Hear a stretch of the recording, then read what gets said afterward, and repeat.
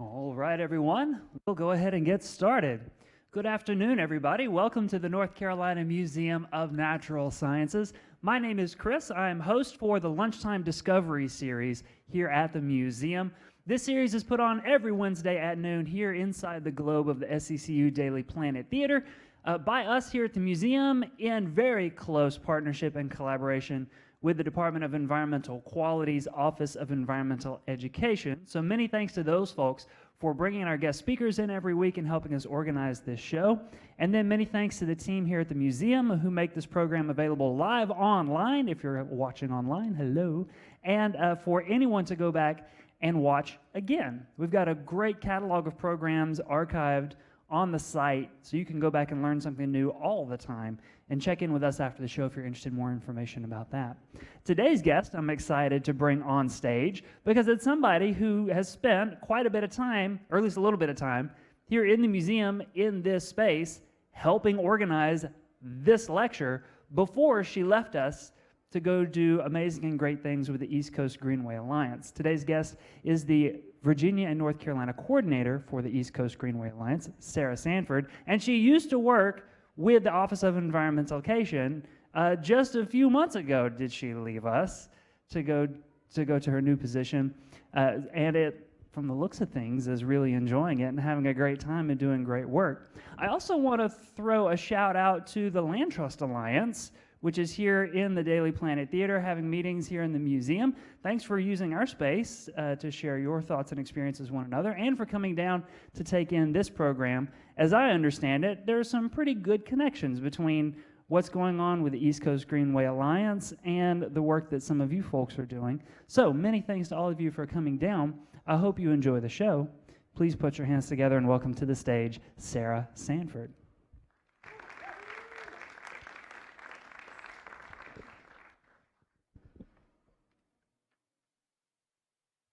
All right. Hi, everyone. It's good to be back. Chris said I used to help organize these talks in my old position, so I have to say it's a little more nerve-wracking to be on this end rather than sitting in the pitch black darkness in the back just watching, but I'll try my best. So like Chris said, I work for the East Coast Greenway Alliance, and I am the Virginia and North Carolina coordinator for the Alliance. So we will go ahead and get started. So many of you have heard about the East Coast Greenway. For those of you who haven't, it's a 3,000-mile walking and biking route that stretches from Calais, Maine, all the way down to Key West, Florida. So a pretty long route. You can see by that green line going down the middle, our whole vision is trying to connect the major cities along the East Coast. So when the East Coast Greenway idea was first envisioned, that was the idea, is let's connect all the capitals and then all the rural areas in between. So we don't hit all the capitals, but we hit a lot of them. Raleigh, Richmond, we go up north to New York City, we go through Boston, Philadelphia, a lot of major cities, and then, like I said, the rural areas in between. And you'll see, just from these photos here, the route looks very different in different areas. That photo on the left is actually taken in Cary, North Carolina, really close to here. All different ages, all different types of people using the Greenway, both urban and rural, going north and south. So many of you, probably most of you, know about the Appalachian Trail. And so one way to think about the East Coast Greenway is as an urban version of the Appalachian Trail. So rather than going through the mountains and the woods, we are more so going through cities and towns and communities in more urban areas. So as of 2019, the East Coast Greenway is about 1/3 complete. And by complete, I mean it's on traffic protected trail that's separate from the road. So it's not, a bike lane on the side of the road. It's an actual trail that is safe and protected. So it's at about 1,000 miles of Greenway right now, and that's spread throughout all those 15 states. So that means we have about 2,000 miles left to go, which, yes, is a lot, but we are making slow and steady progress, and we're gonna get there. So what is the East Coast Greenway? It's not just a trail. It's also a form of transportation, People use the Greenway to commute to work, to get to their errands, to get to school, just to get around, whether it's for recreation, exercise, or whatever else they'd like to do. It's also a free gym. One of the most common activities you'll see on the Greenway is running. There's also walkers, people who are skateboarding, rollerblading, pushing babies in baby strollers, walking dogs. And it's also a community center, so it's a place where people can come together and meet up. One of the stories we hear most often is that there's people who live near the Greenway and they'll live in the same apartment complex, and they've never seen each other before until they're out on the Greenway exercising or commuting. And it's also a tourism attraction. As you can tell from this photo, that is not North Carolina. That is down in Florida along the coast. I kind of wish parts of North Carolina looked like that. That would be cool. But it's a great asset for communities to have. It's great for local business. Cyclists, in particular, are really known for spending money when they go on these trips. Not big money, but small purchases. You know, if they're along the route, say, oh, there's an ice cream shop. Why don't we stop and get ice cream at the end of our ride? Or, oh, there's a coffee shop. Or, why don't we stop at this brewery at the end, get a beer, and bike back? That kind of thing. So cyclists in particular tend to bring in a lot of money to the communities that the East Coast Greenway passes through. It's also a park that encourages environmental stewardship. So it's very timely we have the land trust folks here because that's part of what the Greenway does, is encouraging conservation of open space areas for recreation. So rather than development, using it for a trail where people can exercise or, like I said, commute. But it's also encouraging environmental stewardship because it's a form of clean transportation. So when we encourage people to bike or walk to work rather than driving their cars, those are greenhouse gas emissions that are not being emitted. So quick summary in numbers of the Greenway so far. 3,000 miles long, goes through 15 states and Washington, D.C., passes through about 450 different communities, and there's 25 million people that live within 5 miles of the route. So 25 million people is a lot. We have a really large audience. And so just to delve into that audience a little more, it's not just walkers or runners, it's also people on skateboards, like in this photo here, which was taken in Philadelphia. And it's not just adults, it's also little kids. I see kids learning to ride a bike on the Greenway all the time, and it's one of the best perks of working for the Greenway is watching a lot of cute little kids. And it's all different types of terrain depending on what you might want. So if you want to go on a difficult, snowy, hilly bike ride in Maine, I'm not quite sure why you'd want to do it, but you can. You can do that, but there's also easy, flat walks along the coast, like in that picture on the right. So I really like this quote, particularly because it's from someone right here in Raleigh. The East Coast Greenway is a priceless resource as a model for communities all along it to build their own trails. And I really like that quote because that's exactly what the East Coast Greenway Alliance is doing. As the nonprofit that oversees the Greenway, we're not going out there and physically building these trail segments. We're working with local government, county government, state government, municipal planning organizations to help facilitate the building of little segments. So it's often, you know, a town will build a mile here or 2 miles, maybe 5 or 10 miles, but it's often really tiny segments. And our job is connecting all those segments together through all the different communities and making one giant trail. Another quick quote from another North Carolina person. When we do recreation studies, the top thing that comes through is that people want walking trails. So this is coming from someone in what I think is a fairly rural county within North Carolina that's saying, you know, when we're doing these surveys of the people who live in these areas, even if they might be strapped for resources, people still want a free place to recreate. They want to be able to walk their dog or teach their kids how to ride their bike in an area that's safe, in an area where they're not worried about traffic. So we're going to narrow down a bit here and talk more about the Greenway in North Carolina. So on the map here, and this is where I'm going to see if I can use the spotlight function. Yes, I did it. All right. So you can see this green line here is the spine route. And then this grayer line is what we call the complementary route or the historic coastal route going along the coast. And so we try to hit some of the major cities with that spine route: Durham, Cary, Raleigh, Fayetteville, Wilmington, and then some of the other cities along the coast with a complementary route. We have about 370 miles of the spine route.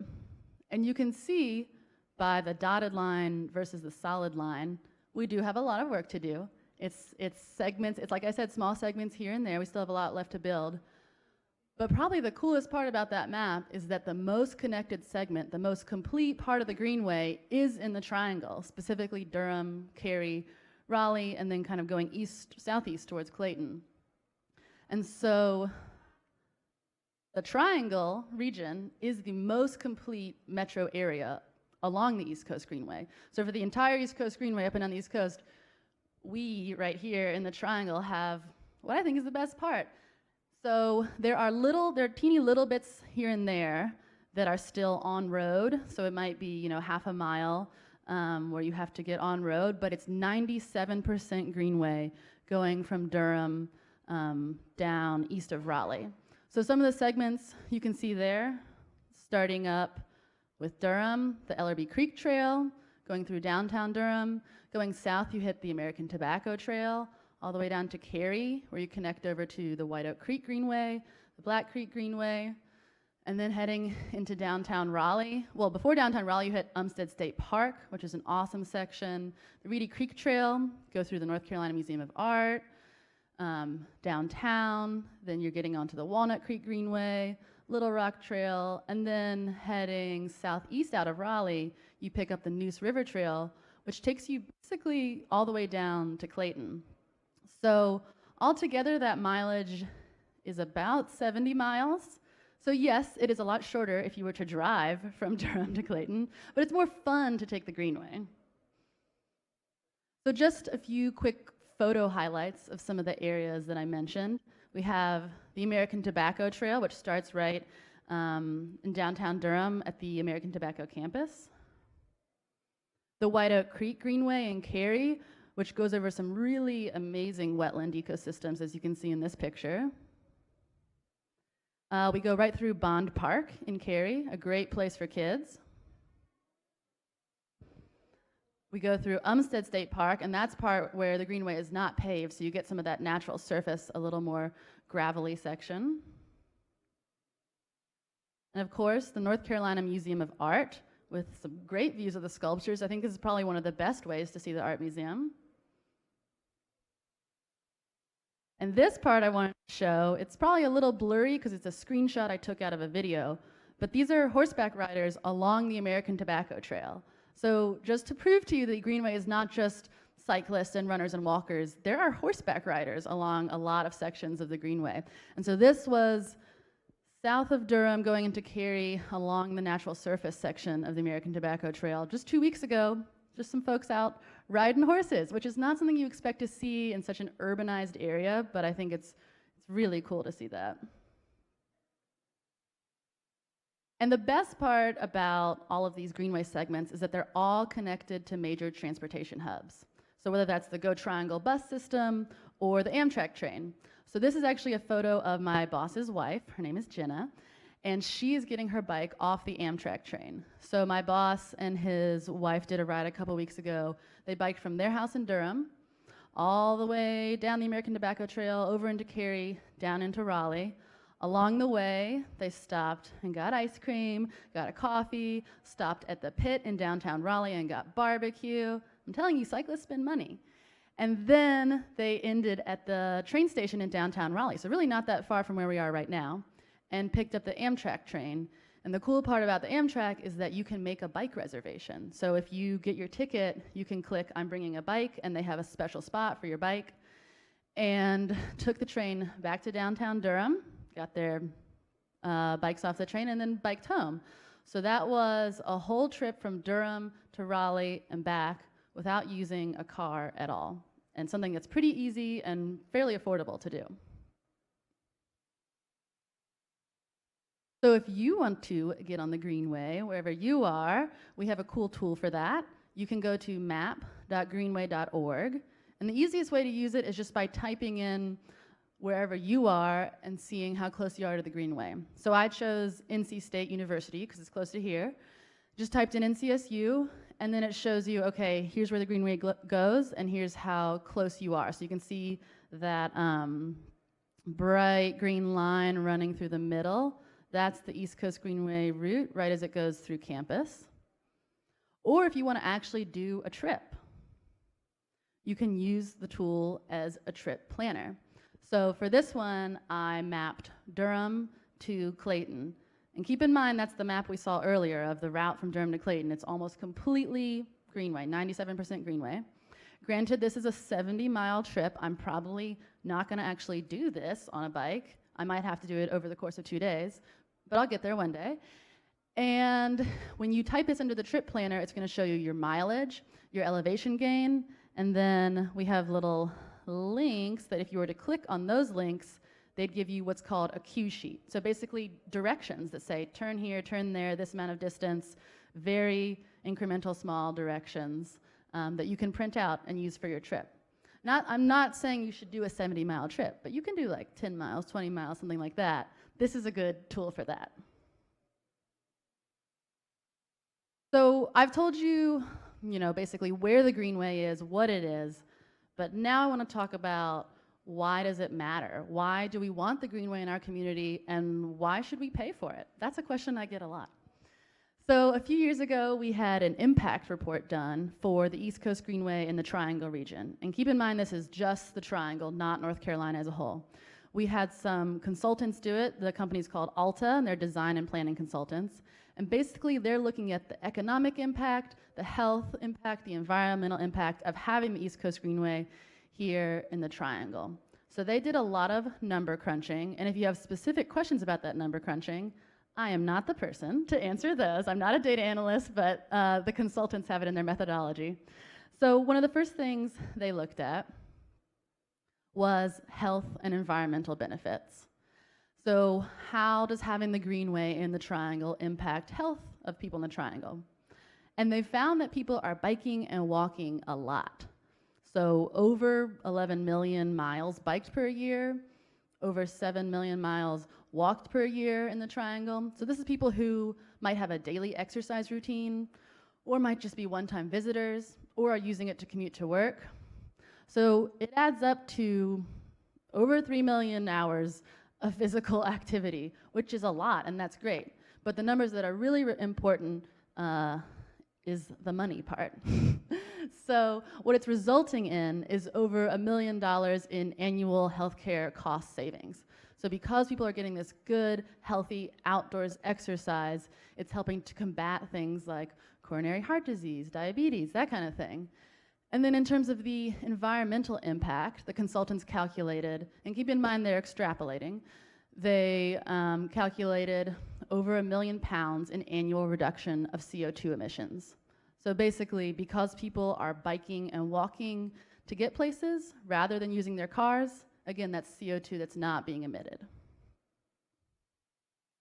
In terms of transportation and access benefits, basically similar to what I was just saying, people are traveling fewer miles in their car when they have access to a Greenway that can get them where they need to go, whether that's to work or to the shop for groceries or to their friend's house.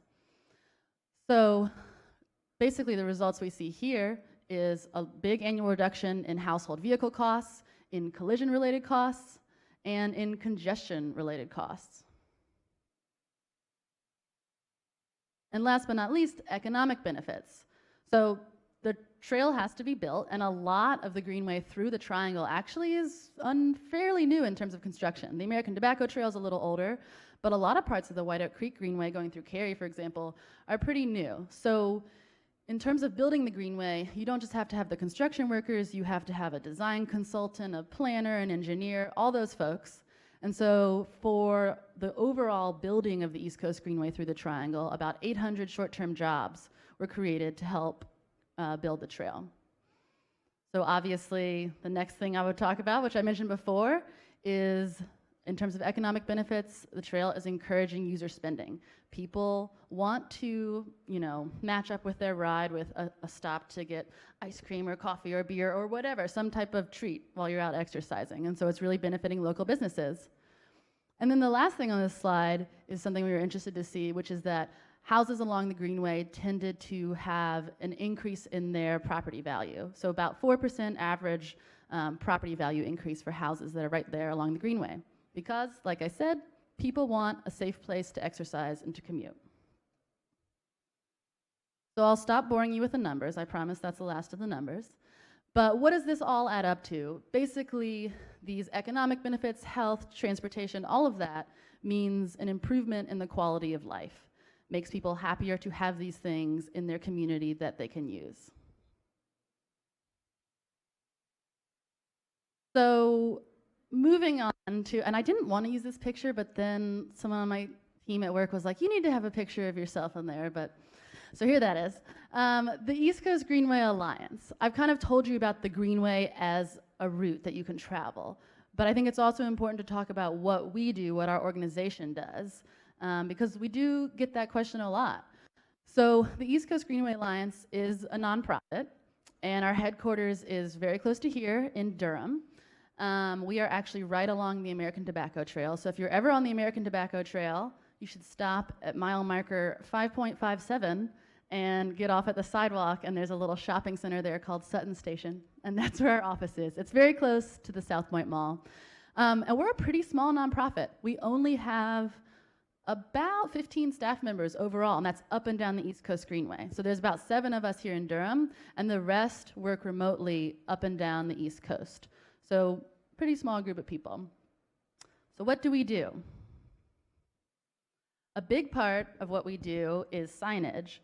So we have, as you can see, these rectangular metal signs up along our route. And the signs themselves, yes, part of it is marketing to say like, oh, here's the East Coast Greenway, here's our logo, you should recognize it. But mainly it's for wayfinding. We have a lot of people who do long distance cycling trips. People have biked the entire East Coast Greenway. A few people have walked the whole thing, which I think is really impressive.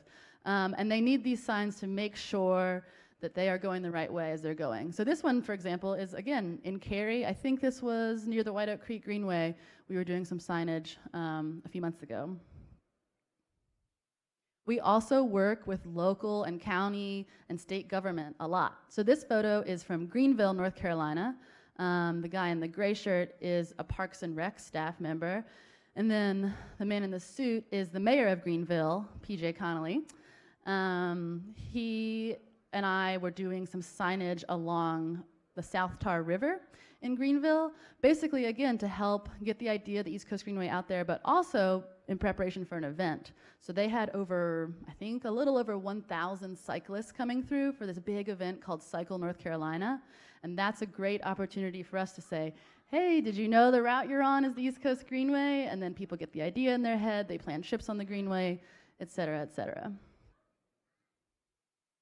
We also get to do some really fun ribbon cuttings. So the guy in the blue shirt there is our executive director, Dennis. And this is a ribbon cutting, again, in Cary for the White Oak Creek Greenway. And that's the mayor of Cary standing behind Dennis, who, if I'm not mistaken, I think rode his bike to this event in a suit. So props to him. And this was from back in March, so not that long ago, for a ribbon cutting on part of that segment. So these are fun events where we get to talk about the significance of the trail in the community, but also bring people out and say like, hey, let's go for a bike ride, go for a walk, and you can check it out for yourself.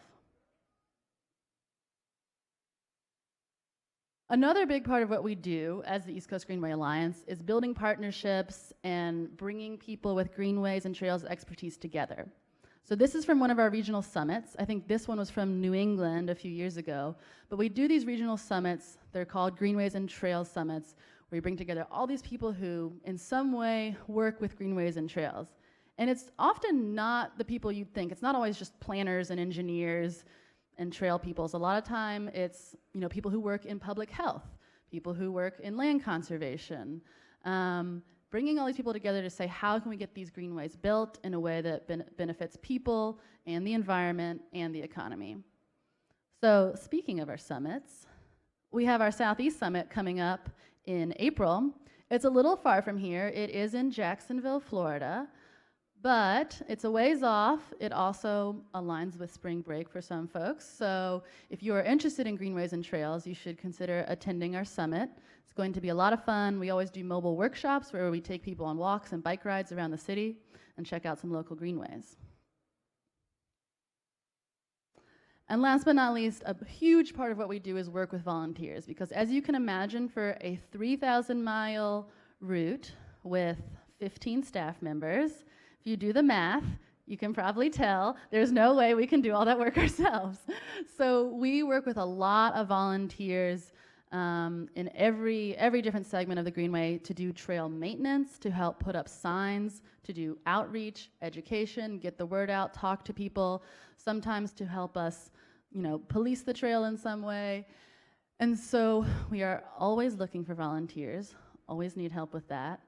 And so if you're ever interested in volunteering with us, we have a website, greenway.org. You can check out the website and see what opportunities we have, but also just look around. The cool part about that website is that we have the states page, so you can look at the East Coast Greenway through your state. And probably everyone in this room, well, I guess unless you're from Land Trust Alliance and you're coming from out west, but most people live close to the Greenway in some way, and it's worth checking out to see what kind of trips you might be interested in doing, or basically just how it connects to your community. So definitely go to greenway.org, check out our website.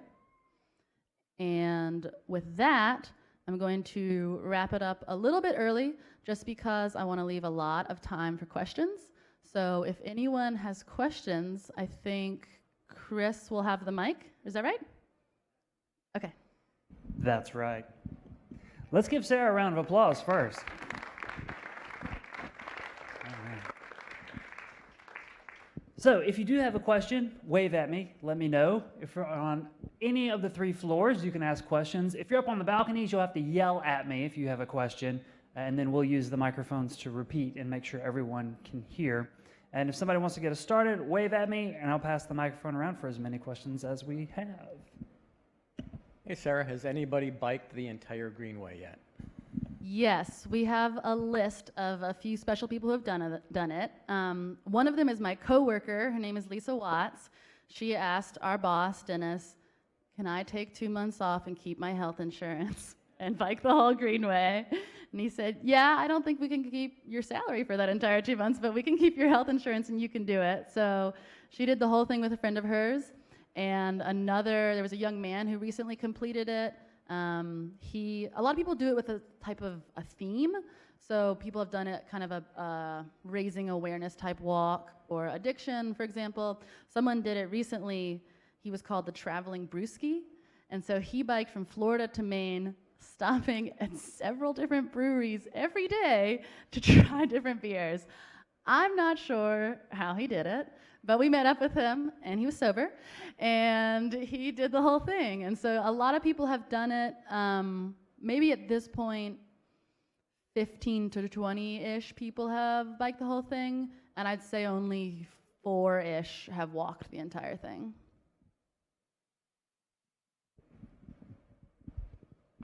I've got a couple questions.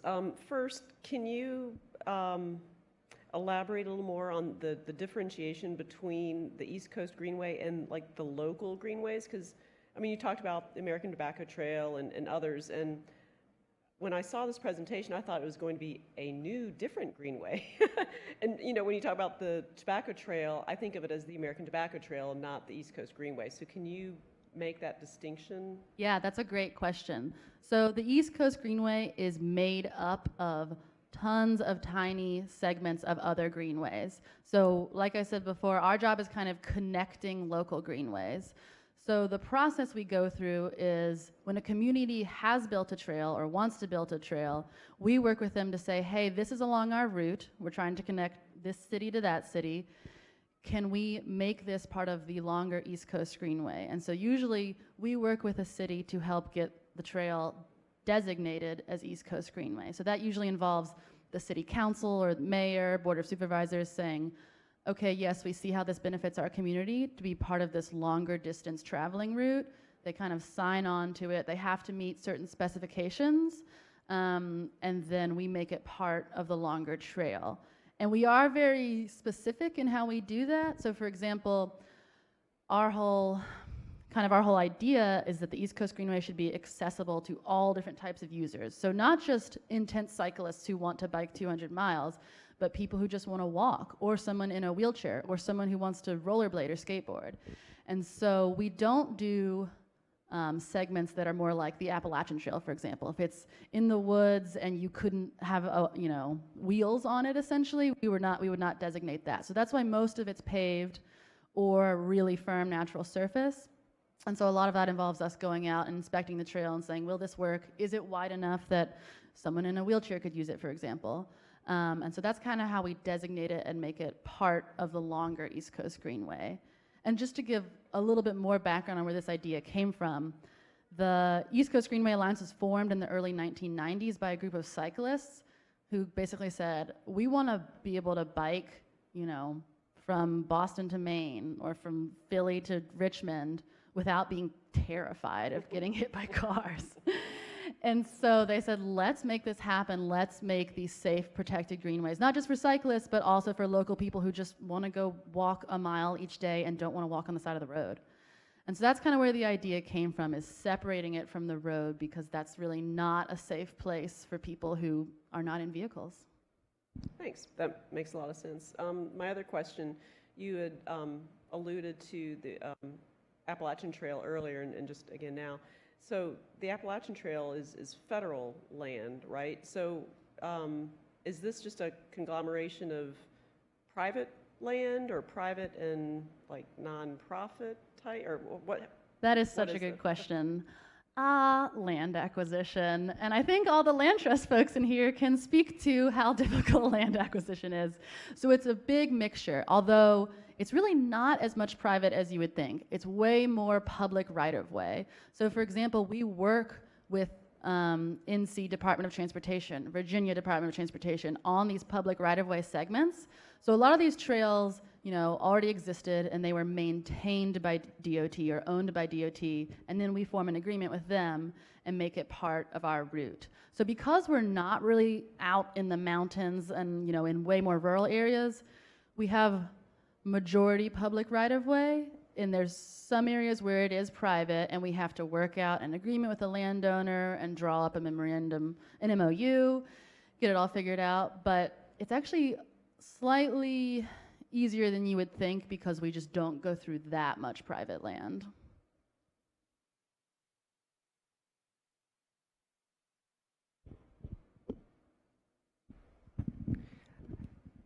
I wanted to ask about rails to trails and how that overlaps with what you are doing. And then a second question would be, how involved does the East Coast Greenway get into an effort by a community to start a greenway, to bring additional services, if it's not being driven by the municipality, but rather a land trust or someone else? Yes, that's a good question. So I'll start with the Rails to Trails one. So there's Rails to Trails Conservancy, which many of you have probably heard of. Basically a group that helps turn these often abandoned, sometimes still in use in some way, rail corridors into trails. So there can be rail with trails where there's still an operating train and then a trail adjacent, or rail trails where it's an abandoned corridor, no one's using that land, and we get the trail built. So Rails to Trails Conservancy is the main group who spearheads all of that. We work with them, and they're awesome. I'd say a lot of times we're not doing the direct work of approaching the railroad company and saying, hey, we'd like to purchase this land. That's often the local government or the city who's doing that. But we absolutely seek out those projects, because those are some of the best opportunities to get trail built, because the land is flat, it's graded, the corridor's there, it's kind of the perfect setup. The difficulty there is, how do I say this? Railways often don't want to get rid of their land. So that's an issue often. And so sometimes we kind of, I wouldn't say contract out, but basically go to Rails to Trails Conservancy and saying, hey, can we work with you on this project? how do we do it? And they have all the expertise, basically. But American Tobacco Trail is a great example of rail trail work that was, you know, spearheaded by a group that was said, like, this is here, let's get it done. You had a second question, and I've already forgotten it. I'm sorry. Working with municipalities, just working with municipalities, or working with local efforts to get a greenway put in where one doesn't exist. Do you guys bring services particularly if it's not being driven by the municipality, but rather a group of citizens or a land trust or maybe even private property owner? Like, what services do you bring to that process? Because obviously it is a process. Yeah, absolutely. So I would say the best way to think of us is as facilitators in that group. So someone comes to us and says, hey, we really want to build the trail, and this happens all the time, but we don't know how. How does this start? So we basically facilitate the process of saying, here are the steps you need to take. Here is the type of funding you should apply for. Here's where you apply for it, and we will help you write the grant or write the grant application. And then connecting them to the right people. Because again, we can't really make it happen ourselves. And so oftentimes if a community group comes to me, I'll say, have you talked with your local municipal planning organization or your rural planning organization? Because they have a lot of local knowledge.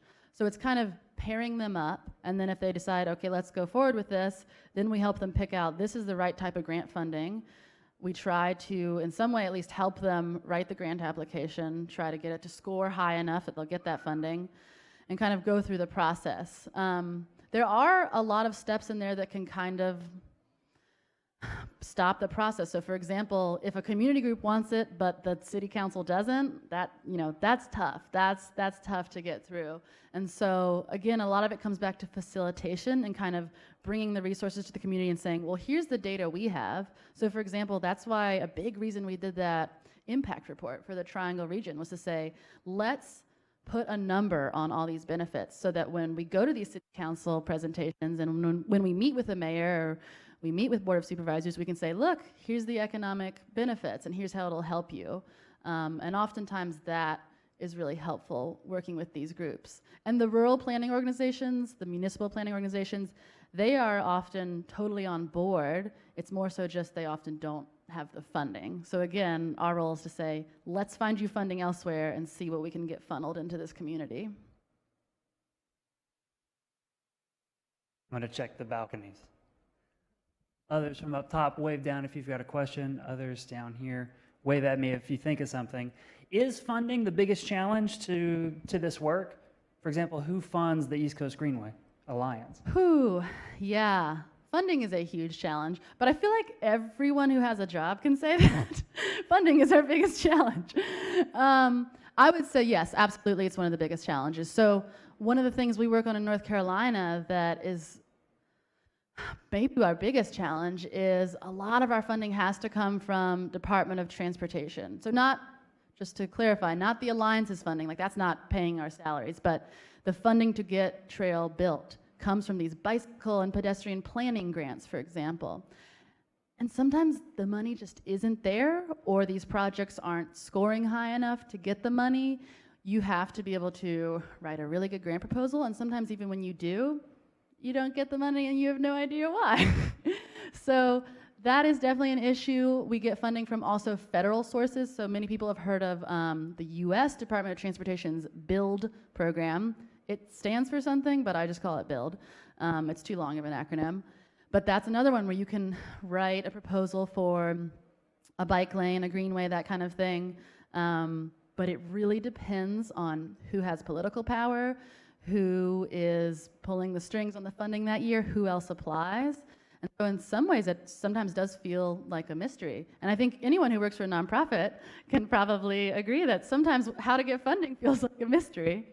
But that's one of our biggest challenges, absolutely. Yeah. And I'll also say that I recognize a lot of faces in the room who have to do with greenways and trails and around here. So if anyone else wants to comment or add an anecdote here, feel free, because there's a lot of good knowledge in this room. So if I'm missing anything, please feel free. I have a little question about linking the big municipal areas. I assume you're going to be on rural roads for a long, long time if you can ever get greenways built to link these long distances. Yet, like between the Triangle and Richmond, I see your route, but I also see Bike Route 1 by the U.S. Bike Routes system. I was wondering if there's any effort to coordinate between the two groups and not necessarily have two maintained routes basically going between the same areas. Yeah, absolutely. So we try to work with, League of American Bicyclists, for example, and the people who kind of maintain the U.S. bike routes.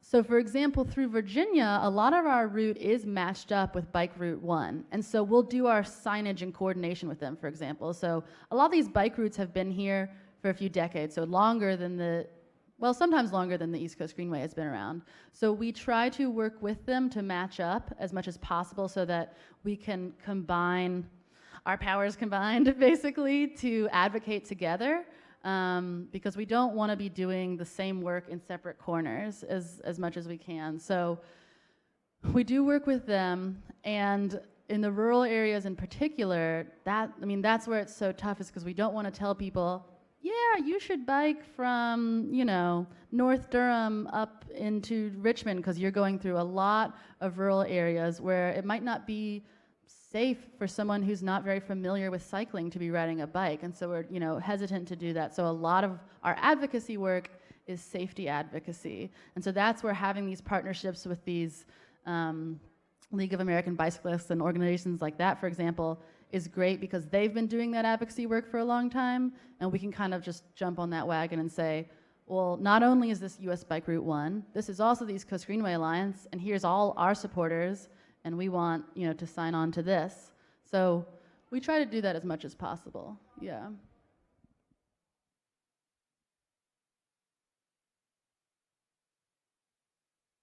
Gonna say, there's got to be more questions or comments. This is also one of my good friends and my roommate asking a question. So so I planted that one. So when you're trying to prioritize target regions to connect the Greenway, how does that work? Are y'all organizing, or do you wait to be approached by community groups? What does that look like? Great question, Catherine. So it's a combination. In some ways, we don't have to wait, because we get contacted a lot by people who want a Greenway belt. So for example, there's a town in a very rural part of North Carolina who called me out of the blue last week and said, hey, we just acquired 40 acres of tax-free land. We want to build a Greenway, but we've never done it. How do we do it?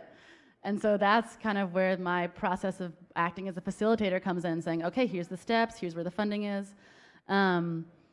So it's a combination of people coming to us, but we also definitely approach communities where there's what we call gap. So an area where it's, it might be 30 miles without any Greenway. So one of our corridors in North Carolina along our spine route is Fayetteville to Wilmington. Along the route from Fayetteville to Wilmington, almost no Greenway.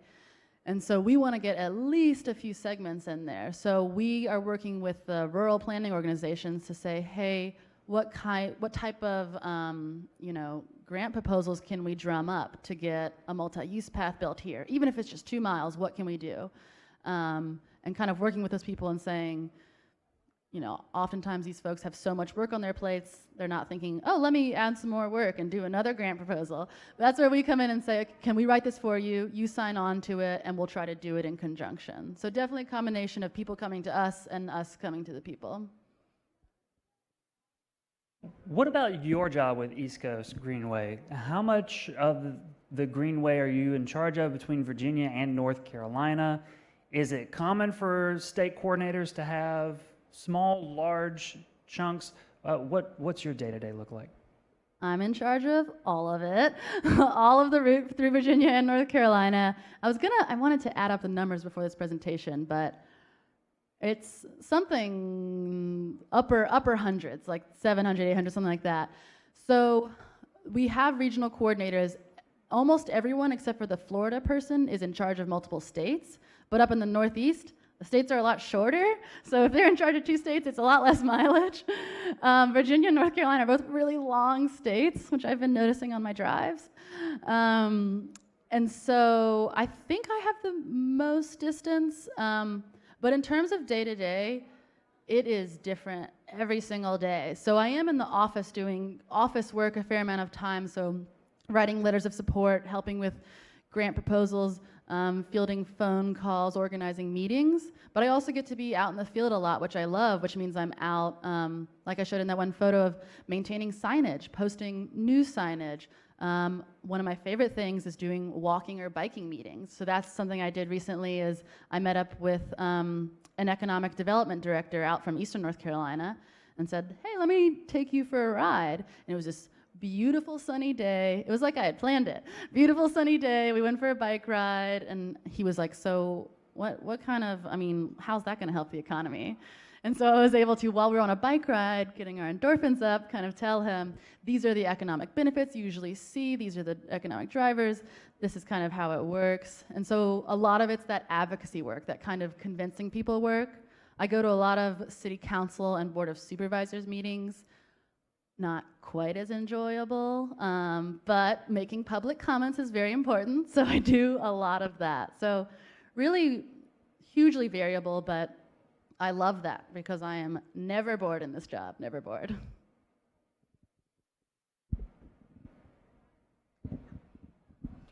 Hey, Sarah. Nice presentation. Thanks, Tess. I have a question and a comment. So I'll start with the question.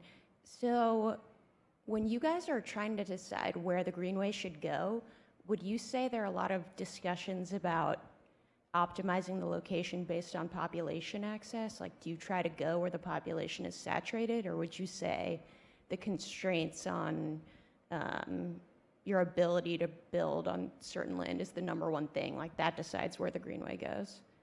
Yeah, it is a combination, but it's more so about where the population is saturated, as you said, because the whole original vision of the East Coast Greenway is connecting communities.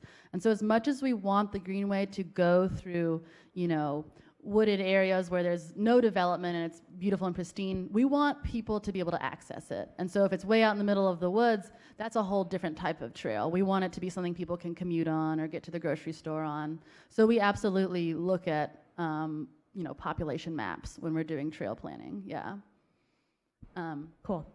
And my comment was that some economic benefits that you might add, not necessarily quantify, but so your trail diverts like X% of bike traffic from the roads, and that reduces their risk of death and injury by X%. So that's another benefit that municipalities, you know, I don't know, would like to hear about. Oh, absolutely. Yeah, can you all tell that Tess is an economist? But yeah, that's actually something that we've been wanting to look at, and that's something we've kind of struggled with is, as a staff, again, we're a small staff, and it's kind of, how do we do these economic studies? And a lot of it's, you know, having to hire a consultant to figure this out. And then it comes to, well, where do we get that data? But that's 100% kind of the next thing that we want to quantify is how much traffic are we diverting? So that's, yeah, that's absolutely it. Yeah. And the only other one that I thought of,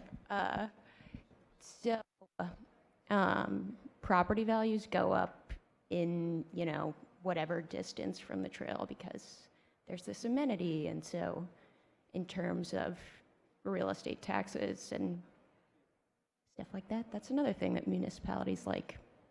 Yep, and that's something we've been trying to deliver to some of our more rural areas too, is because there's also this piece of, this comes up often, I don't want a trail going through my backyard. One of the comments we hear the most often, which I have to say kind of makes me laugh, is, well, if there's a trail behind our house, people are going to steal our TV, which has never happened. No one has ever stolen a TV. No one has ever gotten off the East Coast Greenway, walked into someone's house and stolen their TV. But it's a common fear that we hear. And so one of the pieces of that is showing people having the trail in your backyard is not just for other people, it's for you too. We are building it for your community. And of course, we absolutely want to hear people's concerns, but sometimes there's a lot of misunderstanding and misinformation. And so part of these studies is showing, you know, this community didn't used to have a trail, now they have one, and this is what it looks like for this community. This is how it could work for you too. But yeah, that's definitely a really interesting piece of it. Last one. Ms. Johnson from I'll tie this into the land trust work a little bit. With Rails to Trails down in South Carolina, where I used to do work, they had a lot of challenges going through properties that didn't run right up against anybody's house, but was still private property.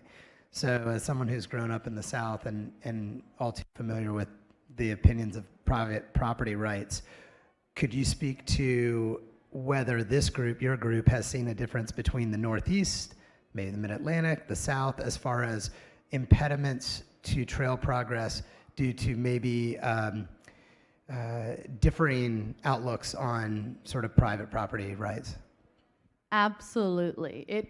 Night and day, very different. So when I work with my other regional coordinators, so the people who have basically my job in different areas, the ones up in the Northeast, we'll have these conversations about like, oh, what are you working on this week? And we'll talk about it.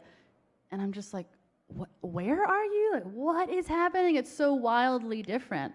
So getting trail built up in the Northeast, for example, my impression is there's oftentimes more support up in the Northeast versus in the South. That happens a lot.